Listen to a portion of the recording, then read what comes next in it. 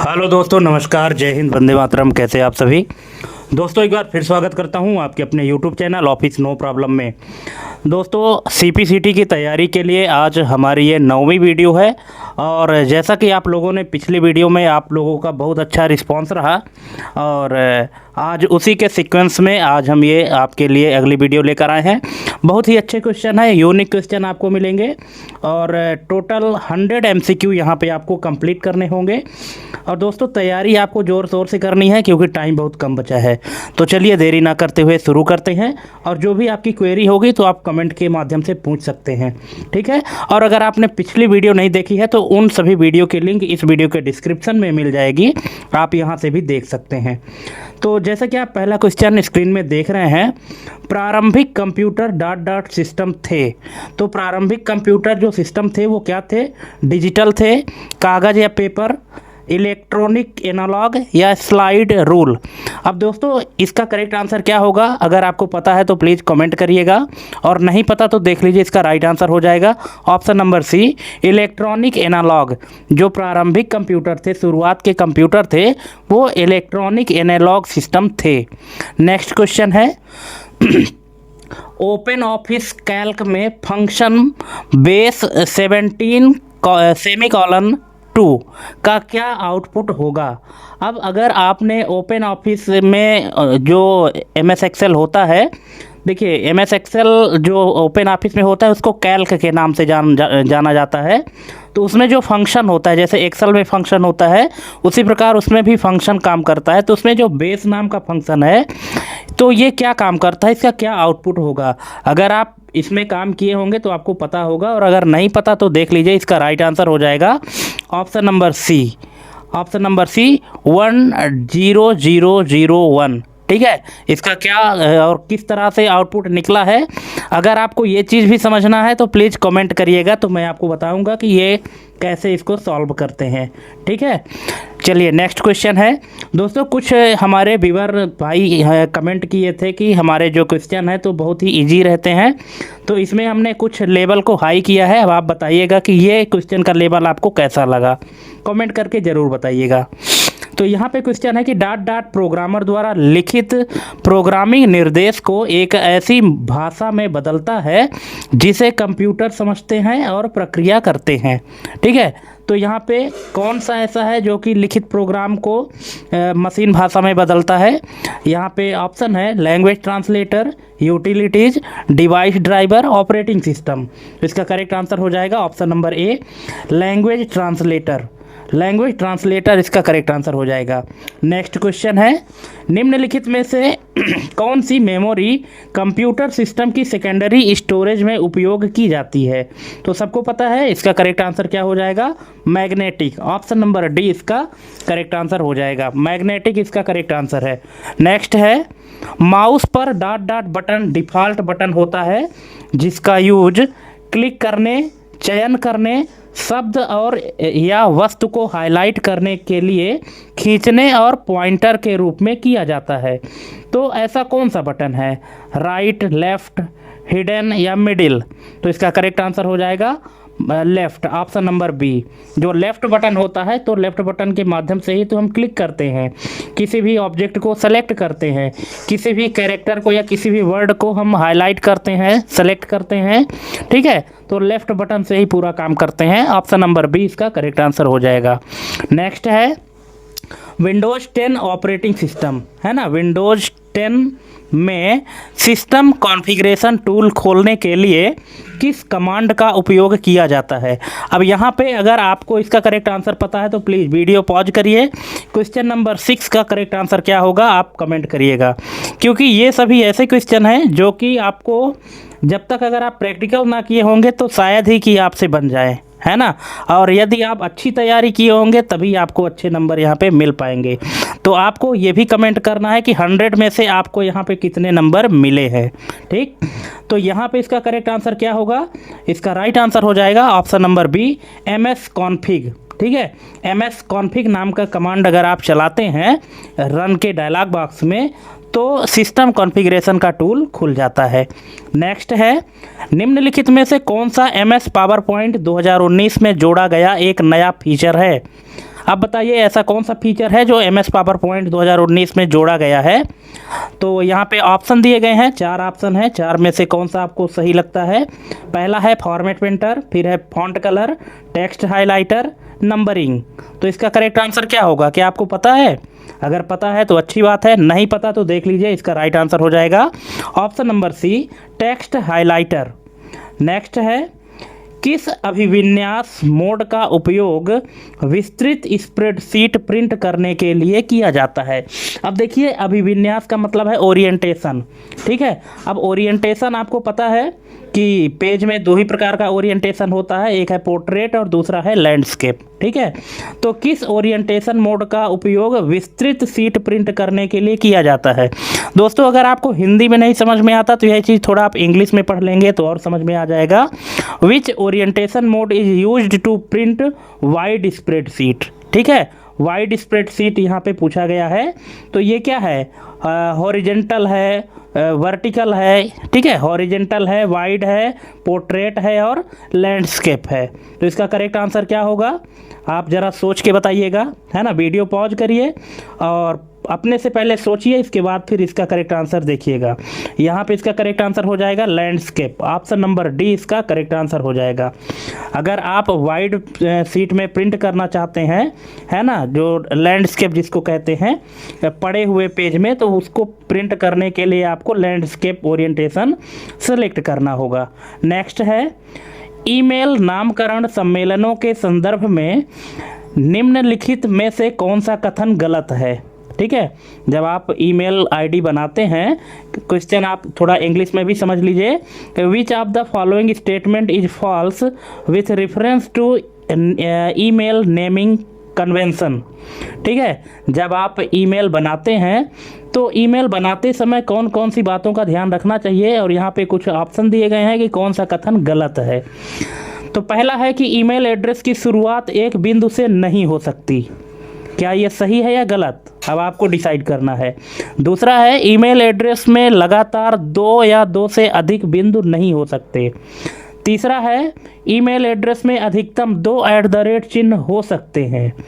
और चौथा है, ईमेल एड्रेस की शुरुआत प्रतीक से नहीं हो सकती, ठीक है। तो यहाँ पे कौन सा ऑप्शन गलत है, अगर आपको इसका आंसर पता है तो कमेंट करिएगा। जितने लोग बोल रहे थे कि हमारे क्वेश्चन इजी हैं, मेरे दोस्त अगर आपको इस तरह के इस लेवल के क्वेश्चन भी इजी लगते हैं तो आप मान के चलो कि आपकी तैयारी बहुत ही ज़बरदस्त लेवल की है, ठीक है। लेकिन आपको ईमानदारी से बताना है कि आपको कितने नंबर मिले इस पूरे वीडियो में, ठीक है।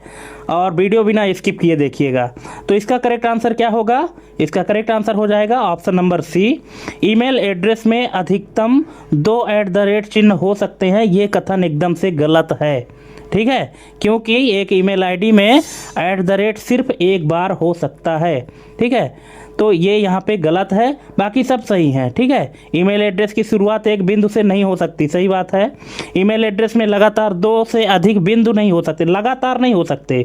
बाकी एक वर्ड के बाद डॉट हो सकता है, जैसे मान लीजिए आपको राम कुमार लिखना है तो राम.कुमार.सिंह, ठीक है, तो इस तरह से हो जाएगा। लेकिन अगर आप लिखना चाहेंगे राम.कुमार तो ये गलत है, ठीक है, इस तरह से नहीं होगा। तीसरा क्या बोला है कि ईमेल एड्रेस की शुरुआत प्रतीक से नहीं हो सकती। जाहिर सी बात है कि जब एक ईमेल आईडी में सिर्फ एक ही होगा तो फिर की शुरुआत यहाँ कैसे होगी, क्योंकि तो डोमेन नेम के पहले लगता है, यूज़र नेम के बाद और डोमेन नेम के पहले। जो यूज़र नेम और डोमेन नेम को अलग करता है वो सिंबल है, ठीक है। तो इसलिए ईमेल एड्रेस की शुरुआत सिंबल से नहीं हो सकती, ये भी सही बात है। लेकिन जो सी नंबर कह रहा है ना कि ईमेल एड्रेस में अधिकतम 2 हो सकते हैं, ये एकदम से गलत है, नहीं हो सकते, ठीक है। आई होप कि आप लोग यहाँ पे इसका कॉन्सेप्ट आप लोग समझ गए होंगे, आपको कोई डाउट ना होगा। नेक्स्ट है, क्लाइंट द्वारा वेब आधारित ईमेल के लिए सर्वर पर मेल एक्सेस करने हेतु निम्न में से किसका उपयोग किया जाता है, ठीक है। क्लाइंट द्वारा वेब आधारित ईमेल के लिए सर्वर पर मेल एक्सेस करने हेतु निम्न में से किसका उपयोग होता है। तो यहाँ पे ऑप्शन है, internet message access protocol, internet mail access protocol, internet message action protocol और इंटरनेट मेल एक्सेसिबिलिटी प्रोटोकॉल। अब बताइए इसका करेक्ट आंसर क्या होगा। अगर आपको इसका आंसर पता है तो प्लीज़ कमेंट करिएगा, और नहीं पता तो देख लीजिए, इसका राइट आंसर हो जाएगा option number A, internet message access protocol, जिसको शॉर्ट में IMAP भी कहा जाता है। कभी कभी एग्जाम में आपसे पूछ लेता है कि IMAP का फुल फॉर्म क्या होगा ईमेल आईडी के संदर्भ में। तो IMAP का फुल फॉर्म होता है internet message access protocol. Next question है, निम्नलिखित में से कौन सा तरीका एक्स माने पूर्व में जिसको ट्विटर कहते हैं, अब देखिए ट्विटर का नाम बदल के एक्स हो गया है, ठीक है। तो निम्नलिखित में से कौन सा तरीका एक्स पर किसी व्यक्ति को ट्वीट में मेंशन करने का सही तरीका है, ठीक है। जैसे आप लोग व्हाट्सएप में मैसेज करते हैं तो किसी पर्टिकुलर व्यक्ति को अगर मेंशन करना है तो उसके पहले @ का सिंबल लगाते हैं ना। लेकिन अगर आपको ट्विटर में यही चीज़ किसी पर्टिकुलर व्यक्ति को ट्वीट करना हो तो उसके लिए कौन सा सिंबल लगाते हैं, तो इसका राइट आंसर हो जाएगा @ ऑप्शन नंबर बी, @ सिंबल ही लगाते हैं। एक प्रतीक @ टाइप करें और उसके बाद उपयोगकर्ता का नाम, ठीक है, दोनों में सेम चीज़ है। नेक्स्ट है, किसी एक्स प्रोफाइल को संपादित करने के लिए आपको निम्नलिखित में से किस पर जाना चाहिए, ठीक है। अगर मान लीजिए कि ट्विटर की कोई प्रोफाइल है, उसको आपको एडिट करना है, ठीक है। तो एडिट करने के लिए आपको कौन से ऑप्शन में जाना चाहिए, यहाँ पे पूछ रहा है। तो ऑप्शन है follow section, new tweet, tweet box या प्रोफाइल। तो इसका करेक्ट आंसर हो जाएगा ऑप्शन नंबर डी, प्रोफाइल, क्योंकि जाहिर सी बात है आपको प्रोफाइल एडिट करना है तो आपको प्रोफाइल ऑप्शन में ही जाना पड़ेगा। नेक्स्ट क्वेश्चन है, कंप्यूटिंग में DMA का पूर्ण रूप क्या है, DMA का फुल फॉर्म क्या है। अब बताइए, digital memory access, direct memory access, distinct memory allocation या डायरेक्ट मेमोरी एलोकेशन, क्या हो जाएगा इसका करेक्ट आंसर। क्या आपको पता है? अगर पता है तो कमेंट करिएगा, नहीं पता तो देख लीजिएगा। इसका करेक्ट आंसर हो जाएगा direct memory access, option number B, direct memory access इसका फुल फॉर्म होता है DMA का। नेक्स्ट क्वेश्चन है, MS वर्ड 2010 में एक तालिका में अधिकतम कितने कॉलम सम्मिलित किए जा सकते हैं। विच of the following is the maximum number of columns that can be inserted in a table in MS Word 2010, ठीक है। मतलब एक टेबल में अधिकतम कॉलम की संख्या कितनी हो सकती है MS वर्ड 2010 में, तो ये हो सकती है दोस्तों 63, ऑप्शन नंबर सी। नेक्स्ट है, निम्न में से कौन सा एक कनेक्शन ओरिएंटेड प्रोटोकॉल है। ... इज कनेक्शन ओरिएंटेड प्रोटोकॉल, कौन सा है, TCP है, ICMP है, UDP है या IP है।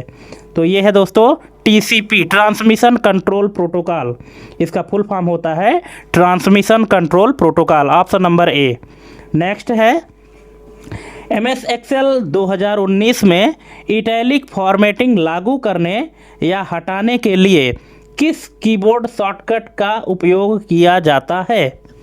MS Excel में अगर मान लीजिए आपको इटैलिक फॉर्मेटिंग लागू करना है तो इसके लिए किस शॉर्टकट की का यूज आप करेंगे, Ctrl+1, Ctrl+2, Ctrl+3, Ctrl+4।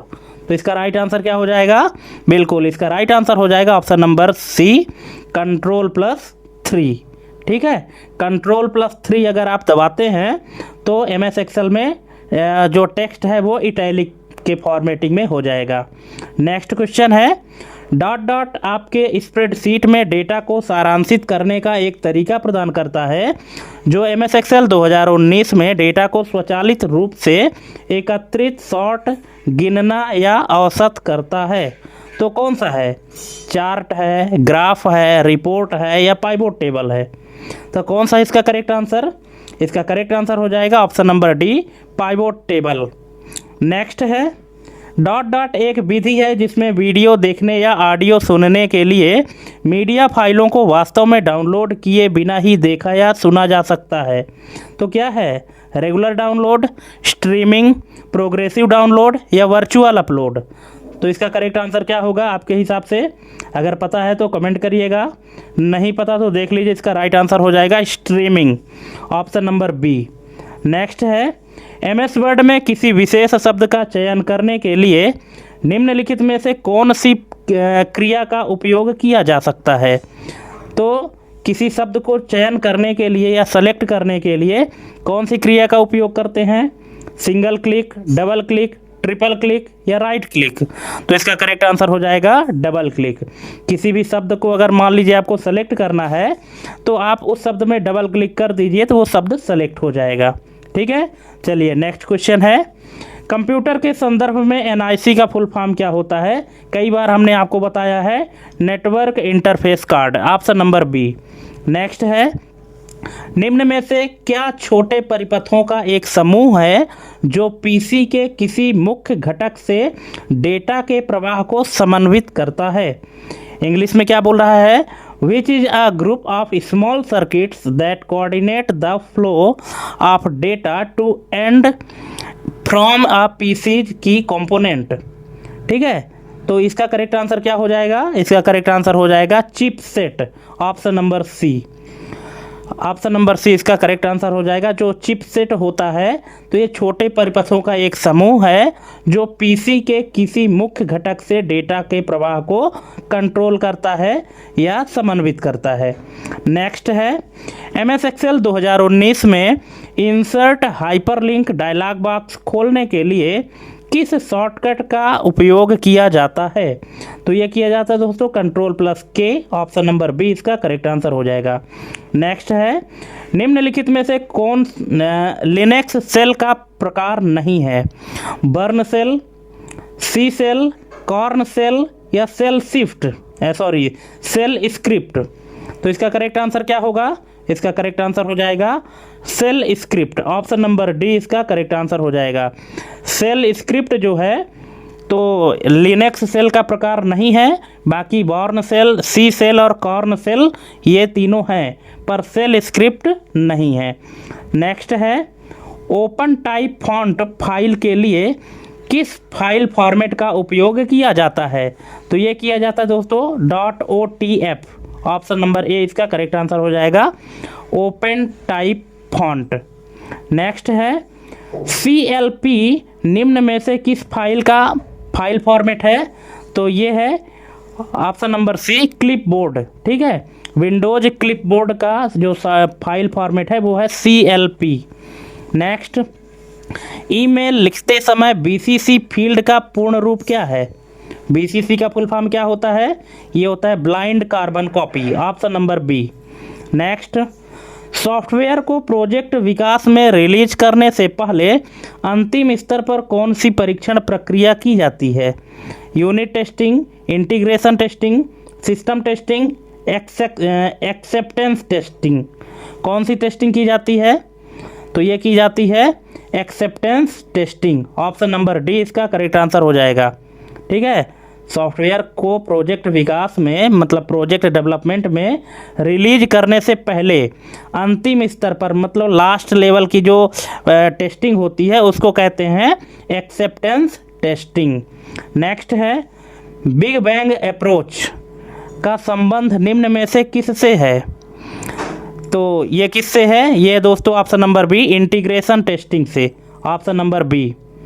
दोस्तों क्वेश्चन का लेवल आपको कैसा लगा आप हमको कमेंट करके ज़रूर बताइएगा। ठीक है, और वीडियो बिना स्किप किए देखिएगा, कंप्लीट वीडियो देखिएगा क्योंकि टोटल 100 क्वेश्चन है, ज़्यादा नहीं है। नेक्स्ट है, कौन सा प्रोग्राम माता पिता के संगठनों को चुनिंदा साइटों को ब्लॉक करने की अनुमति देता है? FTP, plugins, ways, content filters. तो इसका करेक्ट ऑप्शन क्या हो जाएगा? ये हो जाएगा दोस्तों option number D, content filters, option number D. Next, B2C, C2C और B2B किसके प्रकार हैं? E cash, email, e commerce, protocol. तो ये हैं ई-कॉमर्स के, business to customer, customer to customer और बिजनेस टू बिजनेस, ये सब किसके प्रकार हैं? ई-कॉमर्स के प्रकार हैं। नेक्स्ट है, इंटरनेट पर सूचना और संदेश भेजने के लिए नियमों का एक समूह है, क्या है? HTML, applet, ISP, protocol. तो इसका राइट आंसर हो जाएगा प्रोटोकॉल। प्रोटोकॉल क्या है? नियमों का एक समूह है। Protocol is a set of rules and regulation and data transmission on the web. है ना, वेब में डेटा ट्रांसमिशन करने का रूल रेगुलेशन का एक समूह होता है जिसको प्रोटोकॉल कहते हैं। ठीक है, चलिए नेक्स्ट क्वेश्चन है, इलेक्ट्रॉनिक दस्तावेजों को भेजने और प्राप्त करने के लिए पारंपरिक मेल का एक तेज विकल्प क्या है? टोपोलॉजी, ईमेल, ई शॉपिंग या रिवॉल्यूशन? तो इसका करेक्ट आंसर हो जाएगा email, option number B. Next, DNS किसी डोमेन नेम को निम्नलिखित में से किस में अनुवादित करता है? तो ये करता है आईपी एड्रेस में, option number C. Next, dot dot को सूचना सुपर हाईवे कहा जा सकता है। किसको सूचना सुपर हाईवे कहा जा सकता है? ईमेल को, पेज को, सेलुलर फ़ोन को या इंटरनेट को? तो इसको कहते हैं इंटरनेट को, ऑप्शन नंबर डी। इंटरनेट को सूचना सुपर हाईवे भी कहा जा सकता है। नेक्स्ट है, ऑनलाइन चैट से आपका क्या अभिप्राय है? तो ये तो सबको पता है, ऑप्शन नंबर सी, दो या दो से अधिक यूजर्स के बीच रियल टाइम लिखित संवाद को चैट कहते हैं। नेक्स्ट, इंटरनेट पर कंप्यूटर या सर्वर को और किस नाम से जाना जाता है? Host, address, IP address, URL address? किस नाम से जाना जाता है इंटरनेट पर कंप्यूटर या सर्वर को, और किस नाम से जाना जाता है? तो इसको जाना जाता है दोस्तों होस्ट के नाम से, ऑप्शन नंबर ए इसका करेक्ट आंसर हो जाएगा। ठीक है, नेक्स्ट है, निम्नलिखित में से कौन सा एमएस एक्सेल 2019 में एक मान्य फंक्शन नहीं है? Add, ABS, mode, mid? तो कौन सा फंक्शन इसमें मान्य नहीं है? आपको पता होगा, इसका करेक्ट आंसर हो जाएगा ऐड। ऐड नाम का कोई भी फंक्शन नहीं है, बाकी सभी फंक्शन एक्सेल के हैं, पर ऐड नाम का कोई भी फंक्शन नहीं है। नेक्स्ट, निम्न में से कौन सा एक ब्राउज़र है? Netscape, world wide web, launcher, email? तो इसका करेक्ट आंसर हो जाएगा नेटस्केप। इसका पूरा नाम नेटस्केप नेविगेटर है, ऑप्शन नंबर ए। नेक्स्ट है, डेटा का संचार तुल्यकालन OSI मॉडल की किस लेयर द्वारा प्रदान किया जाता है? ठीक है, यहाँ पे इंग्लिश में लिखा हुआ है कि communication synchronisation of data is provided by the dot dot layer of the OSI model. ठीक है, transport, data link layer, session या नेटवर्क लेयर? कौन सा लेयर है? तो ये है session layer, option number C इसका करेक्ट आंसर हो जाएगा। नेक्स्ट, दशमलव संख्या 29 का हेक्साडेसिमल समतुल्य क्या है? अगर 29 डेसिमल नंबर है तो इसका हेक्साडेसिमल क्या होगा? इसका हेक्साडेसिमल हो जाएगा 1D, option number B. Next, MS Excel 2019 में ऑटो सम का उपयोग किस लिए होता है? तो ये होता है दोस्तों, ऑप्शन नंबर बी, डेटा श्रृंखला का योग करने के लिए, to sum a large range of data. ठीक है, जो लार्ज रेंज का डेटा होता है उसको ऑटो सम यानी जोड़ने के लिए किसका यूज करते हैं? ऑटो सम का।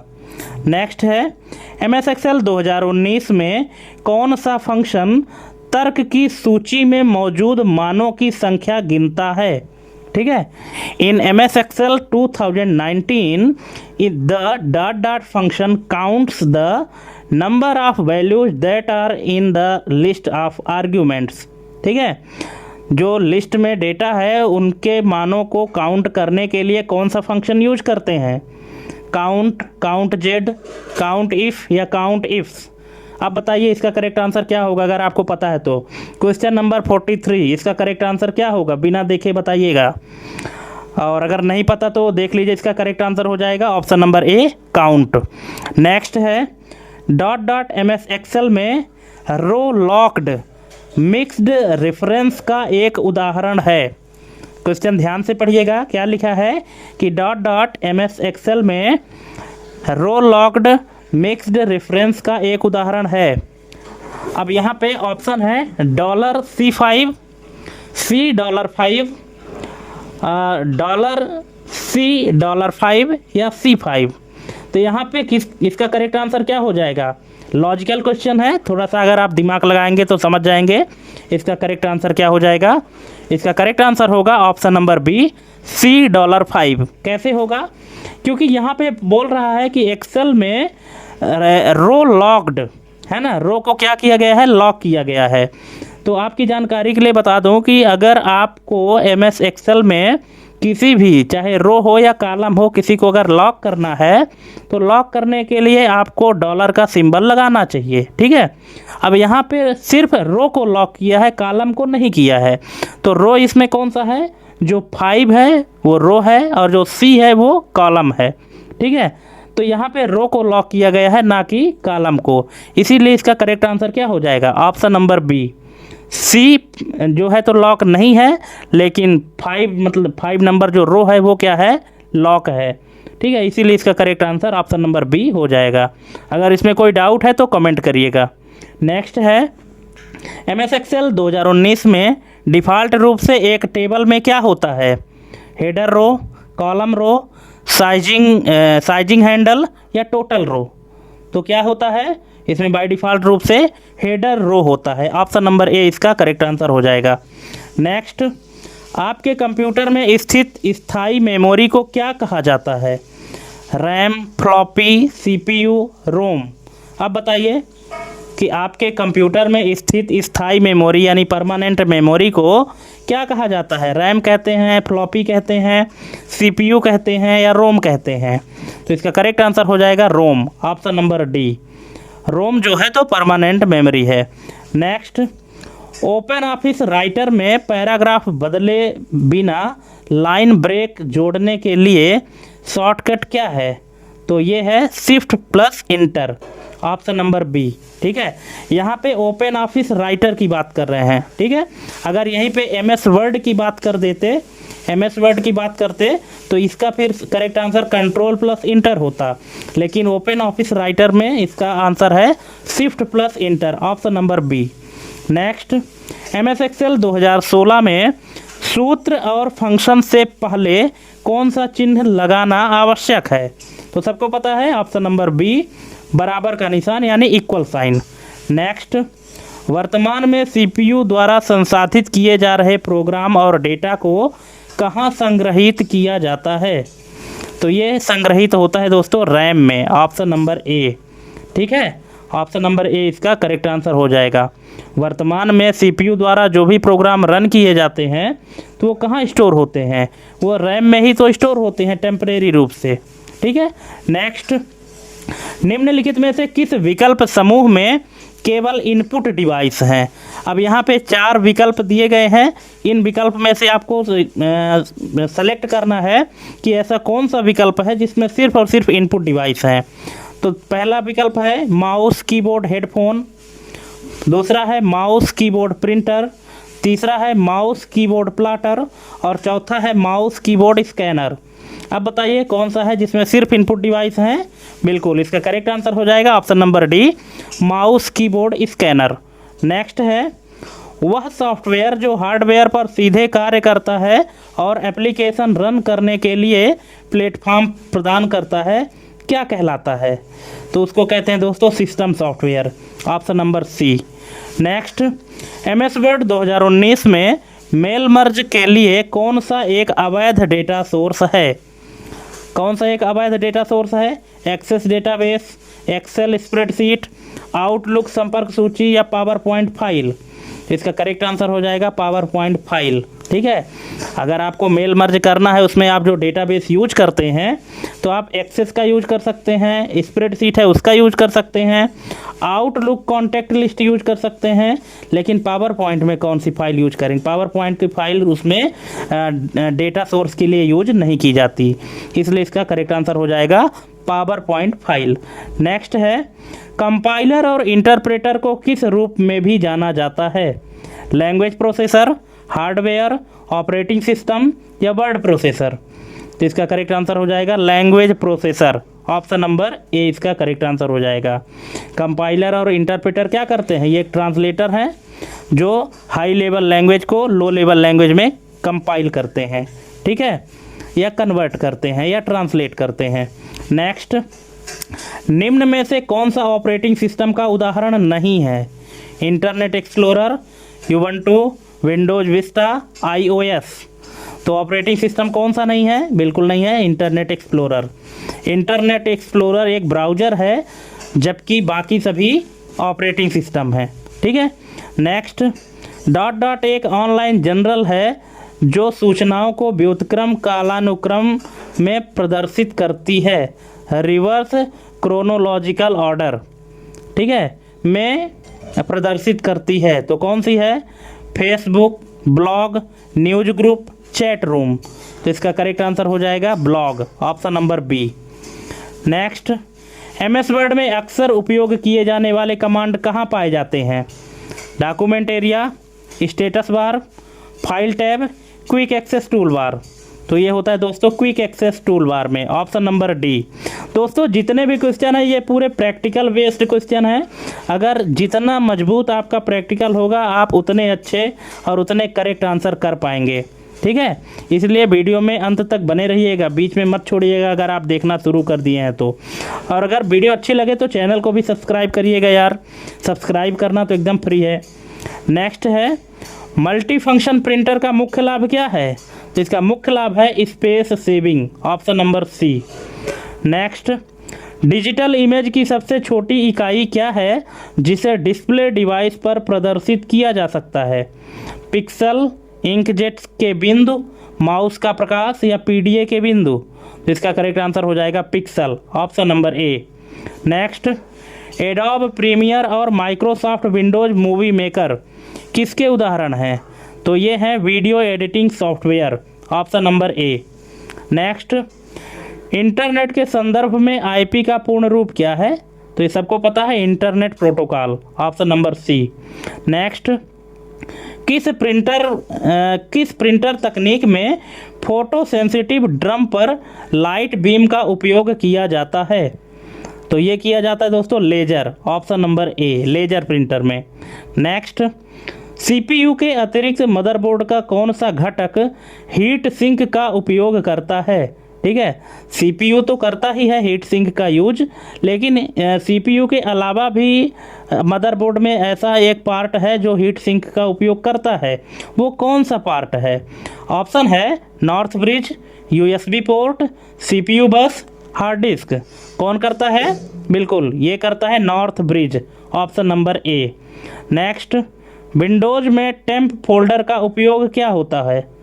तो इसका है अस्थायी फाइलों को संग्रहित करने के लिए, option number A, store temporary files. Next है, निम्नलिखित में से कौन सा ऑपरेटिंग सिस्टम में सिस्टम कॉल का प्रकार नहीं है? तो ये है दोस्तों disk access, option number C. Next, Unix system के संदर्भ में UENCODED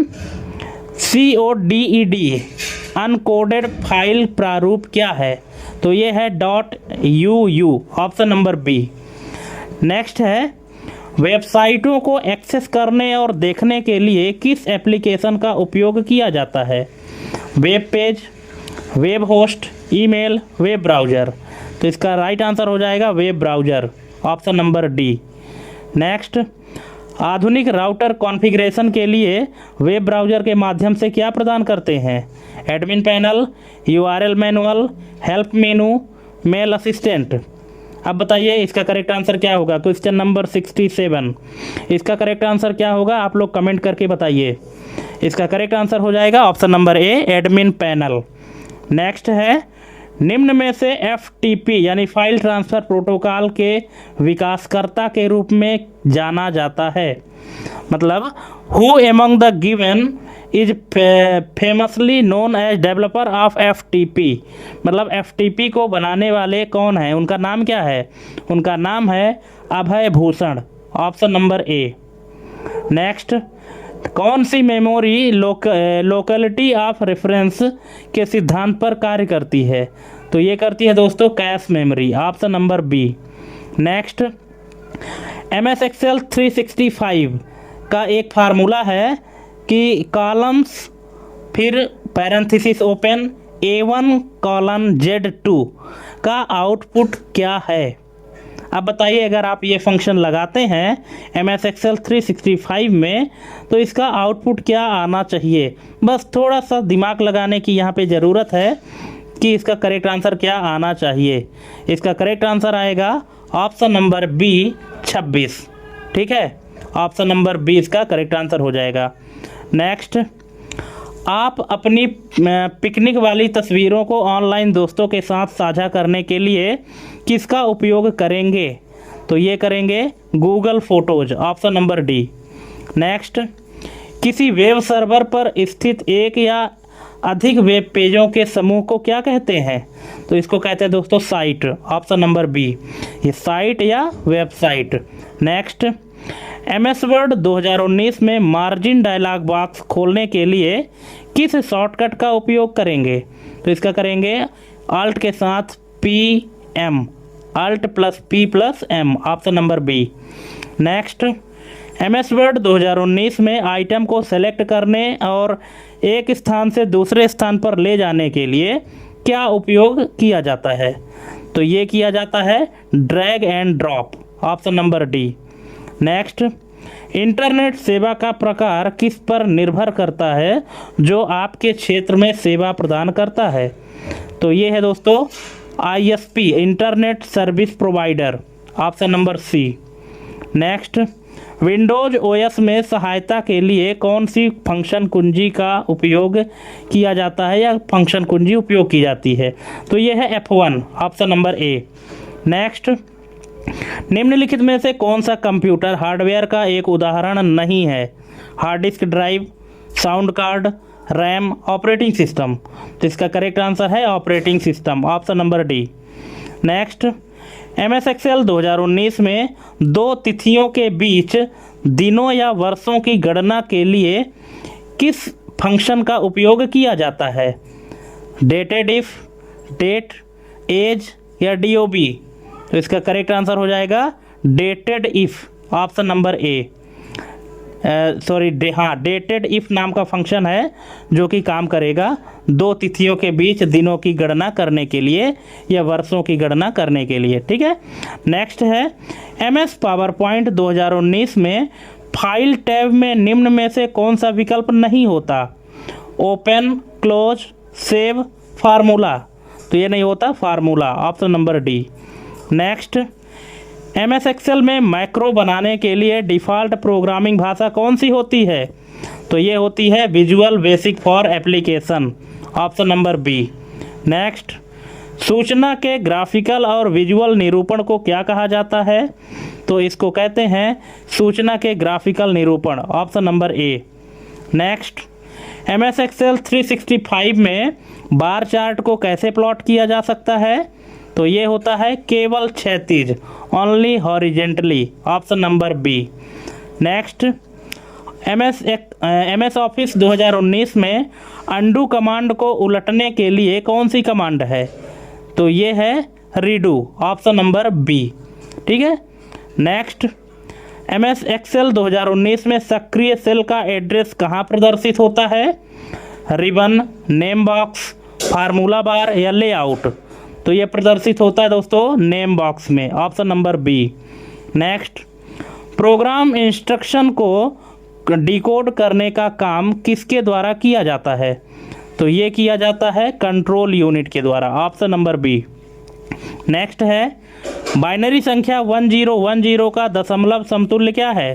तो ये है 10, ऑप्शन नंबर सी। नेक्स्ट है एक्सेल में रिलेटिव रेफरेंस का उदाहरण कौन सा है? तो रिलेटिव रेफरेंस का उदाहरण है ऑप्शन नंबर ए, इसका करेक्ट आंसर हो जाएगा, जिसमें कि डॉलर का सिंबल नहीं लगा हुआ है, ठीक है। नेक्स्ट है MS वर्ड 2019 में सेलेक्ट रेसिपिएंट्स ईमेल मर्जिंग का कौन सा चरण है? पहला, दूसरा, तीसरा, चौथा? तो ये है तीसरा, ऑप्शन नंबर सी। जब MS वर्ड में मेल मर्ज करते हैं ना, तो यहाँ पे जो सेलेक्ट रेसिपिएंट्स होते हैं, ये कौन सा स्टेप होता है? ये तीसरा स्टेप होता है। नेक्स्ट है ज्ञान दूत प्रोजेक्ट किस राज्य में शुरू किया गया था? तो ये किया गया था मध्य प्रदेश में, option number B. Next, MS Excel 2019 में पावर 3, -2 का परिणाम क्या होगा? अब बताइए इसका करेक्ट आंसर क्या होगा? इसका करेक्ट आंसर हो जाएगा option number B, 0.11111। Next, Windows में टास्क मैनेजर ओपन करने के लिए किस शॉर्टकट कुंजी का उपयोग किया जाता है? तो ये करते हैं control shift plus E, control plus shift plus ESC है, सॉरी इसकेप बटन है, control plus shift plus ESC button, option number A. Next है कौन सा मल्टीमीडिया सर्वर रियल टाइम और नॉन रियल टाइम क्लाइंट दोनों को सपोर्ट करता है? तो ये करता है sign blitz, option number D. Next, निम्नलिखित में से कौन सा एक ब्लॉक साइफर नहीं है? DES, AES, RC4 या ट्रिपल DES? तो ये है दोस्तों RC4, option number C. Next, प्रक्रियात्मक भाषा यानी प्रोसीजरल लैंग्वेज क्या है? तो इसका करेक्ट आंसर है कि ऐसी भाषा जिसमें प्रोसेसिंग विधि को चरणों में स्पष्ट किया जाता है उसको प्रोसीजरल लैंग्वेज या प्रक्रियात्मक भाषा कहते हैं। नेक्स्ट, निम्न में से कौन लाइनक्स के बारे में गलत कथन है? तो ये है दोस्तों ऑप्शन नंबर सी कि लाइनक्स GUI को सपोर्ट नहीं करता है, ये एकदम से गलत है। लाइनक्स जो है तो GUI यानी ग्राफिकल यूजर इंटरफेस को भी सपोर्ट करता है। ठीक है। नेक्स्ट है MS वर्ड का प्राथमिक उद्देश्य क्या है? MS वर्ड का प्राथमिक उद्देश्य क्या है? इसका प्राथमिक उद्देश्य है ऑप्शन नंबर ए, दस्तावेज डिजाइन करने के लिए, option number A. Next, plotter जो कटर की जगह पेन का उपयोग करते हैं कहाँ पाए जाते हैं? तो ये पाए जाते हैं ऑप्शन नंबर बी, परिधान और चिन्हों की दुकानों में, option number B. Next, MS Excel 365 में एक फार्मूला लिखा है कि if and A2 greater than 2 और दूसरा है कि A2 लेस देन 50 और फिर कॉमा लगा के डबल कोट में लिखा है ट्रू और दूसरा है फॉल्स। ये सूत्र जो है तो क्या करता है? ठीक है, यहाँ पे ये सूत्र जो लगाया गया है, अब इसके हिसाब से कौन सा ऑप्शन सही होगा? तो आप वीडियो यहाँ पे पॉज करिए, क्वेश्चन नंबर 98, इसका करेक्ट आंसर आप दीजिए कि इसका राइट आंसर क्या होगा। अब ये ऐसे क्वेश्चन है जो कि प्रैक्टिकल बेस है, अगर आप इस तरह से प्रैक्टिकल नहीं किए हैं तो आप इसका करेक्ट आंसर नहीं निकाल पाएंगे। ठीक है, यहाँ पे हो क्या रहा है कि दो कंडीशन यहाँ पे चेक हो रही है, क्योंकि एंड फंक्शन क्या करता है कि जब दोनों कंडीशन सही होंगी तब जाके ट्रू का रिजल्ट देगा, अदरवाइज क्या होगा, फॉल्स का देगा। ठीक है, तो इसलिए इसका करेक्ट आंसर हो जाएगा ऑप्शन नंबर ए, यदि A2 का मान 2 से अधिक हो, है ना, A2 इज ग्रेटर देन 2, यदि सेल नंबर A2 में जो वैल्यू लिखी गई है यदि वो 2 से अधिक होती है और 50 से कम है तभी जाके ट्रू रिजल्ट दिखाएगा, अदरवाइज क्या दिखाएगा, फॉल्स दिखाएगा। ठीक है, इसलिए यहाँ पे इसका करेक्ट आंसर क्या हो जाएगा, ऑप्शन नंबर ए। ठीक है, ऑप्शन नंबर ए इसका करेक्ट आंसर हो जाएगा। ठीक है, चलिए नेक्स्ट क्वेश्चन है, संदेश बोर्ड जहां लोग संदेश पोस्ट करके बातचीत करते हैं क्या कहलाता है? तो इसको कहते हैं internet forum, option number C. Next, computer में USB का फुल फॉर्म क्या है? सबको पता है, universal serial bus, option number A इसका करेक्ट आंसर हो जाएगा। तो दोस्तों इस तरह से हमने आपको टोटल 100 MCQ कंप्लीट करा दिए हैं। अब अगर आपको कहीं भी कोई डाउट है तो प्लीज़ कमेंट करके पूछ लीजिएगा, है ना। और हाँ, ये ज़रूर बताइएगा कि आपको इन टोटल 100 में से कितने नंबर सही मिले, कितने गलत हुए, ये आप कमेंट ज़रूर करिएगा, हमको इंतज़ार रहेगा। ठीक है, तो थैंक्स फॉर वाचिंग हमारी एक कंप्लीट वीडियो देखने के लिए। आज के लिए बस इतना ही, जारी रखिए अपनी तैयारी और मिलते हैं हम अपने अगले वीडियो में एक नई जानकारी के साथ। तब तक के लिए जय हिंद, वंदे मातरम।